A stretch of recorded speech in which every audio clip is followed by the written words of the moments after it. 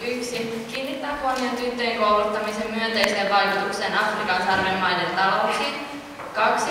Kehottaa kaikkia kykeneviä valtioita tekemään yhteistyötä avustusjärjestöjen kanssa ja lahjoittamaan rahaa koulujen rakentamiseen ja koulutarvikkeiden hankkimiseen Afrikan sarven alueella. 3. Muistuttaa, että koulutetuilla lapsilla on aikuisena muitakin vaihtoehtoja ansaita elantonsa kuin liittyä merirosvoihin. 4. Tähtää siihen, että myös Somalia allekirjoittaisi ja ratifioisi YK:n lasten oikeuksien sopimuksen. 5. Toteaa, että tehokkain tapa ehkäistä samanlaiset tulevat kriisit on koulutus. Ja 6. Toivoo, että vammaisten koulutus otetaan tasavertaisena muun koulutuksen rinnalla. Kiitos. Asetan nyt väittelyajan 15 minuuttia puolesta ja 15 minuuttia vastaan. Venäjä, olkaa hyvä, teillä on puheenvuoro. Arvoisa pääsihteeri ja puheenjohtajista, hyvät delegaatiot.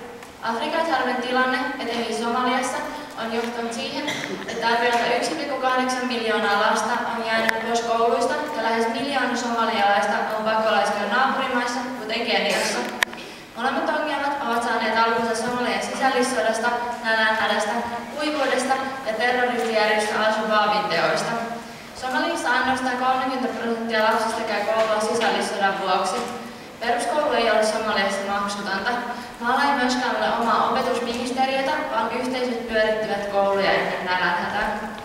Kuitenkin koulu on paikka lapsille, jossa he saavat puhdasta vettä, ruokaa ja turvan väkivallalta sekä hyväksikäytöltä.